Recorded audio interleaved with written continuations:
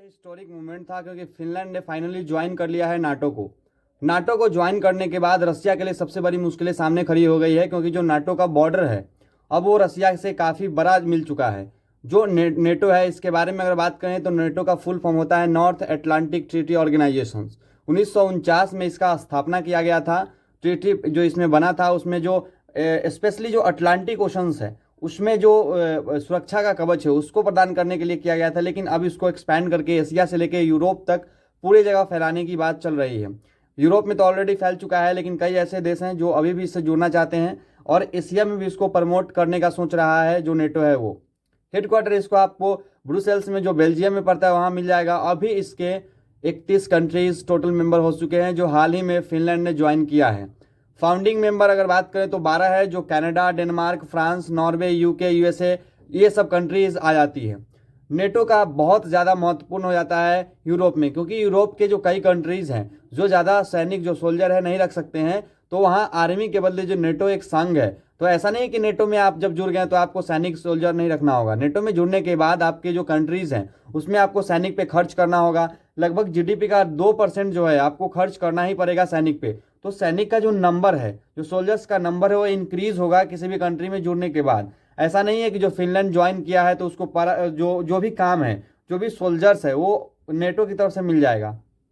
कहीं ना कहीं जो फिनलैंड है उसको अपने कंट्रीज में जो सोल्जर्स है उसको इंक्रीज करना पड़ेगा। और साथ ही साथ जो हाल ही में जो फिनलैंड था वो लगातार टॉप पे था वर्ल्ड हैप्पीनेस इंडेक्स में। आने वाले टाइम में हो सकता है कि कुछ समय बाद इस जो पोजीशन पे जो फिनलैंड है वो नहीं रहे, क्योंकि जब आप कंट्रीज का जो जीडीपी है वो लगातार अगर बढ़ाते हैं तो आपको कहीं ना कहीं जो पैसा है वो आपको सोल्जर्स पे खर्च करना पड़ेगा, क्योंकि नेटो में आप जुड़े हैं। फिनलैंड के लिए पहले ये जो कंट्रीज है जो नाटो से जुड़े हुए हैं उसके लिए, लेकिन ये मूवमेंट काफी ज्यादा डिजास्टर साबित होने वाला है रसिया के लिए। क्यों होगा साबित, इस सबके बारे में हम लोग बात करेंगे। लेकिन अभी के टाइम में देखा यह जा रहा है कि अमेरिका से लेकर के यूरोप तक इतनी ज्यादा खुशी का माहौल है। जब नेटो में ज्वाइन किया है फिनलैंड ने तब तो बहुत ज्यादा खुशी की माहौल देखा जा रहा है और लग रहा है कि कोई जो वर्ल्ड वॉर है वो जीता गया है। मतलब इस लेवल का खुशी आपको देखेगा। मैंने कई आर्टिकल्स पढ़े हैं यूएसए का, उसके बाद यूरोप का पढ़ रहा था, तो आपको ऐसा लगेगा जैसे लग रहा है कि वो लोग कोई वर्ल्ड वॉर जीते हैं। लेकिन एक्चुअल में ये होने वाला नहीं है, क्योंकि एक्चुअल में जो फिनलैंड ज्वाइन किया है तो फिनलैंड को अपने जीडीपी का कुछ परसेंटेज जो हिस्सा है वो आर्मी पे खर्च करना पड़ेगा। और धीरे धीरे जो बहुत ज़्यादा खुशहाल देश है फिनलैंड अभी के टाइम में वो धीरे धीरे कम जाएगा, क्योंकि पैसा जो है अल्टीमेटली खर्च करना पड़ेगा सोल्जर्स पे, और भी जो रिसर्च है उस पर खर्च करना पड़ेगा, इनोवेशंस पे खर्च करना पड़ेगा। तो कहीं ना कहीं फिनलैंड पिछड़ेगा। अब नेटो का काम यही है कि जो नेटो है अब वो सोच रहा है कि जो नेटो को इंटरनेशनली एक्सपैंड करें तो इंक्रीज नंबर ऑफ कंट्रीज करना पड़ेगा। अभी देखें तो 31 कंट्रीज है टोटल नेटो में। तो नेटो सोच रहा है कि इसको इंटरनेशनली जो मिलिट्री अलायंस है इसको ग्रुप करना चाह रहा है, चाहे वो एशिया में इंडिया को जोड़ने से लेकर के बहुत सारे और भी कंट्रीज है उसको जोड़ने की बात चल रही है। लेकिन इंडिया जैसा कंट्री मुझे नहीं लगता कि इंडिया को ज्वाइन भी करना चाहिए उसमें, क्योंकि इंडिया को कोई फायदा उससे होने वाला है नहीं। उसके बाद अगर बात करें तो रसिया के लिए काफ़ी ज़्यादा मुश्किल होने वाली है, क्योंकि जो सेंट पीटर्सबर्ग शहर है रसिया का केवल 150 किलोमीटर दूर है जो फिनलैंड है उससे। तो दोनों के बीच में ज़्यादा फासला है नहीं। अगर कुछ भी गलती से भी रसिया से मिसाइल मिसफायर हो जाता है यूक्रेन वॉर के दौरान तो डिजास्टर साबित हो सकता है कि बड़ा युद्ध में जो ये छोटा युद्ध है ये बदल सकता है। उसके बाद जो एक्टिव टोटल मिलिट्री अगर बात करें पूरी कंट्रीज जो नेटो है, तो नेटो में आपको बहुत सारे कंट्रीज मिलेंगे, 31 कंट्रीज अभी तक। तो 31 कंट्रीज की बात करें तो इसमें आपको 35 लाख टोटल सोल्जर्स मिलते हैं। उसके बाद जो रिजर्व मिलिट्री है वो 30 लाख के आसपास है। टोटल बजट 2 बिलियन के आसपास यूरो के आसपास होता है, 2 बिलियन यूरो। तो ये जो अमाउंट है और सोल्जर्स है ये पूरे ग्रुप ऑफ कंट्रीज का है, और इसमें सबसे ज्यादा भागीदारी यूएसए का रहता है जो 75% के आसपास अपना खर्च करता है नेटो में। मतलब नेटो का 75% जो अकेला एक्सपैंड है वो करता है यूएसए। तो यूएसए को कहीं ना कहीं ये एडवांटेज मिलता है कि नेटो का जो ग्रुप है उसको किस तरफ ले जाना है, किस डायरेक्शन में। तो यूएसए का डिसीजन बहुत बड़ा डिसीजन रहता है। और यूएसए का और रसिया का और चाइना का बहुत बड़ा अंतर है। यूएसए और रसिया बहुत बड़े अंतराल पे रहते हैं। रसिया को कभी आगे बढ़ने देने की नहीं सोचने वाले यूएस को लोग, चाहे यूएस के प्रेसिडेंट, वो काफी ज्यादा डिफरेंस आपको मिलेंगे थिंकिंग में।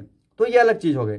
अगर फिनलैंड की पॉपुलेशन की बात करें, ज्यादा बड़ा पॉपुलेशन है नहीं, 5.5 मिलियन के आसपास है, 5.5 मिलियन के आसपास, और 1340 किलोमीटर लॉन्ग बाउंड्री शेयर करेंगे रसिया के साथ अभी जो ज्वाइन हो गया है उसमें। तो काफ़ी बड़ा बाउंड्री रसिया से फिनलैंड का होने वाला है। उसके बाद जो प्रेसिडेंट हैं बाइडन हैं, उन्होंने कई बार क्रिटिसाइज किया था प्रेसिडेंट जो व्लादिमीर पुतिन है उनको, कि जो नेटो को ज्वाइन करने के लिए जो युद्ध स्टार्ट हुआ था यूक्रेन और रसिया का, तो यूक्रेन देखिए कितना मतलब नेटो का कितना अलग थिंकिंग होता है कि जहां शुरू हुआ था नेटो को ज्वाइन करने के लिए वॉर रसिया और यूक्रेन के बीच में, वहां यूक्रेन को शामिल नहीं किया गया, लेकिन उसी टाइम पे फिनलैंड को ज्वाइन कर लिया गया। सोचिए कितना ज्यादा डिजास्टर होगा यूक्रेन के लिए। यूक्रेन के लोग क्या सोचते होंगे कि हमने जो जंग किया वो किया है केवल और केवल नेटो के लिए, नेटो को ज्वाइन करने के लिए, हमने अभी तक नेटो को ज्वाइन किया भी नहीं, और जो फिनलैंड है वो ज्वाइन कर चुका है। तो कितनी ज़्यादा उनकी जो प्रॉब्लम है वो होने वाली है। और दुख होता है कि कहीं के भी लोग हो जो सफ़र करते हैं तो बहुत दुख होता है, चाहे यूक्रेन के हो चाहे रसिया के हो। तो यूक्रेन के लोग बहुत ज़्यादा अभी सफ़र कर रहे हैं, और सब कारण हो रहा है वेस्ट के जो कुछ कंट्रीज़ हैं उसके कारण, क्योंकि वो लोग कर रहे हैं कि इसको जुड़ना पड़ेगा नेटो में, और नेटो में जुड़ने के बाद रसिया बहुत बड़ा एक्शंस ले सकता है। उससे पहले आप देख चुके हैं कि यूक्रेन पर कितना बड़ा जो एक्शंस प्लान है वो लिया गया है व्लादिमीर पुतिन के द्वारा। ये हालांकि वॉर लंबा चलेगा, और लंबा चलने के बाद जो यूक्रेन है वो रेजिस्टेंस दिखा रहा है, क्योंकि उसके पास एमुनेशंस पहुंच रहे हैं वेस्ट के कंट्रीज से। तो ये आने वाले समय में जो रसिया है उसके लिए और चैलेंजेस बढ़ने ही वाले हैं दोनों देशों से।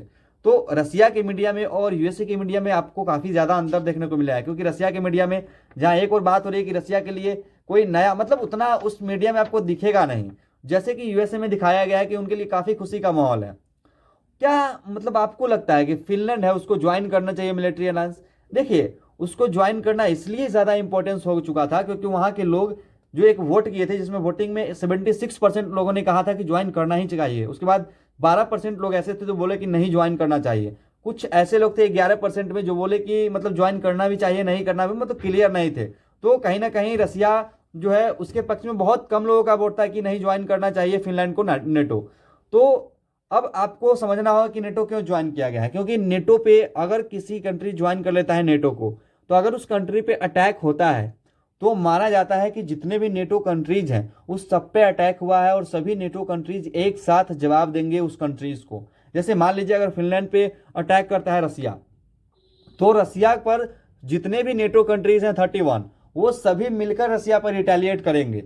तो ये ज़्यादा बुरा लगता है देखकर, सोचकर ही भयंकर लगता है कि इतना बड़ा कंट्रीज, इतने पावरफुल मिलिट्रीज जो है एक साथ अटैक करेंगे। और नेटो अपने जो मेंबर्स के द्वारा है फंड किया जाता है, तो नेटो में हर एक कंट्री का कंट्रीब्यूशन रहता है, जीडीपी का 2%, 2.1%, 1% के आसपास जो रहता है वो सब रहता है। तो यूएसए के सबसे ज़्यादा कंट्रीब्यूट रहता है, इसलिए यूएसए को कहीं ना कहीं जो है ये देखना पड़ता है कि जो किस कंट्रीज को शामिल किया जाए नहीं किया है, तो उसका बहुत बड़ा डिसीजन रहता है। फिनलैंड को लेकर के तुर्की ने कई बार फिनलैंड को रोका है, लेकिन कुछ ज़्यादा प्रभाव पड़ा नहीं। यूएसए के दबाव में आकर आखिर तुर्की ने भी फिनलैंड को ज्वाइन करवाया था। तो ये सब डेवलपमेंट हो रहा है। तो आने वाले समय में क्या इस पर और भी ज़्यादा डेवलपमेंट होता है उस पर वीडियो लेकर मैं जरूर आऊँगा, लेकिन चैनल पे नए हैं तो चैनल को सब्सक्राइब कीजिए और दोस्तों के साथ शेयर कीजिए। धन्यवाद दोस्तों।